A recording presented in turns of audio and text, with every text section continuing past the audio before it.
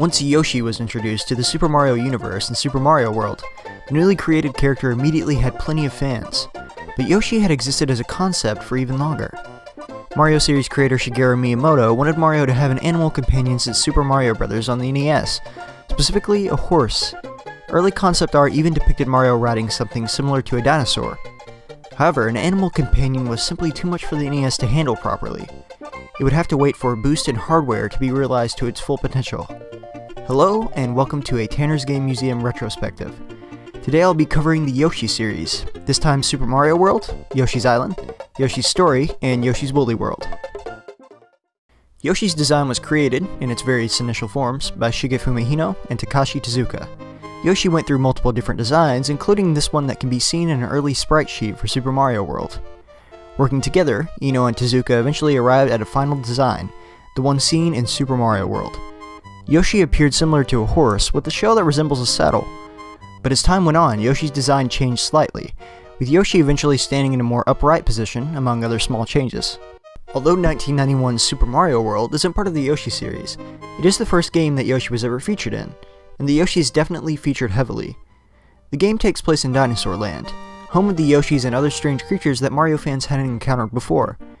Bowser and the Koopalings trap many of the native Yoshis in eggs while recovering from their last defeat, in order to avoid any potential conflict with the dinosaurs. But it just so happened that Mario, Luigi, and Princess Peach had decided to take a vacation in Dinosaur Land. As per usual, the princess is kidnapped, and the Mario brothers work with the Yoshis to save both the princess and the Yoshis that have been trapped. Gameplay-wise, the Yoshis are optional, but very helpful. Using Yoshi allows Mario to be hit one more time, but it will send Yoshi running frantically. In order to use the same Yoshi again, Mario must catch up with Yoshi and jump back on. Additionally, Yoshis can swallow enemies and items or spit them out.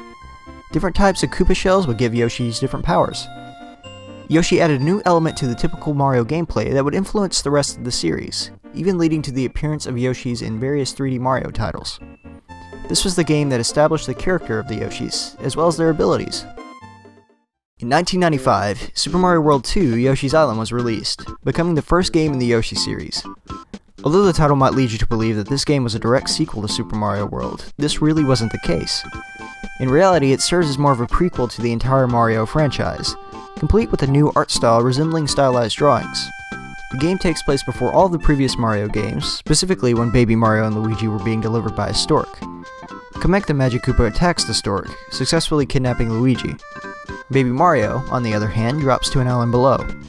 That island just so happens to be Yoshi's Island, the same island seen in Super Mario World.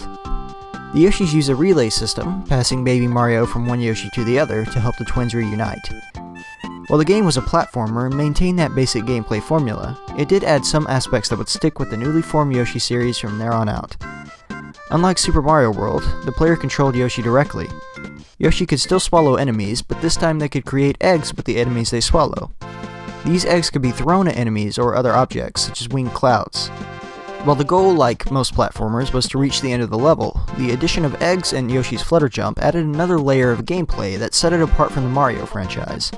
In fact, many consider Yoshi's Island to be on par with the Mario platformer.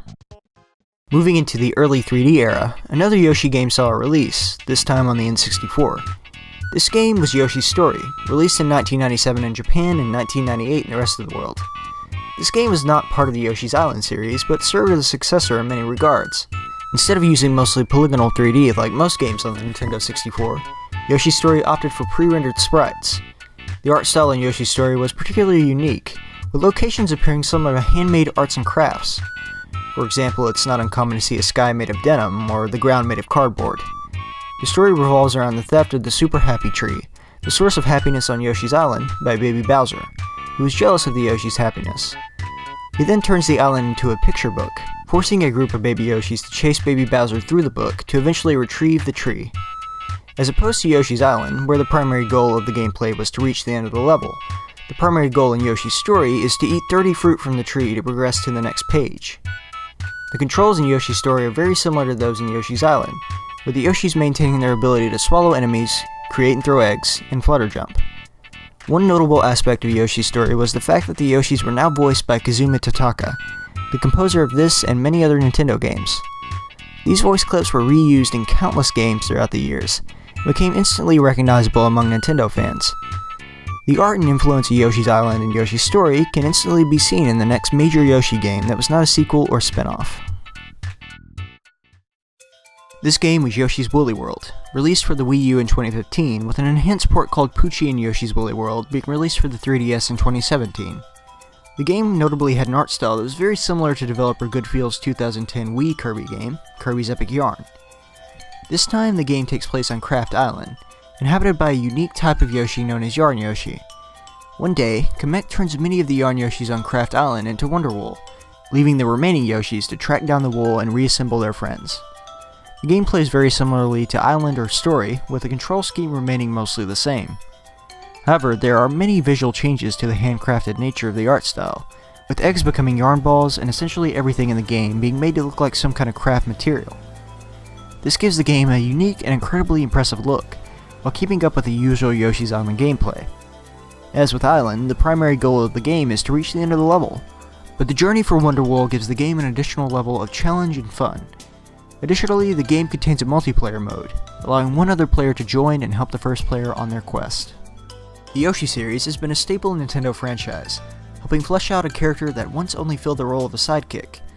A new Yoshi game has also been announced for the Nintendo Switch, looking to stick with the tradition of handcrafted game environments and interesting new mechanics. The Yoshi series is an important part of Nintendo's catalog, and gives the tired and true platformer genre a different spin. With any luck, we will continue to see more Yoshi titles for years to come.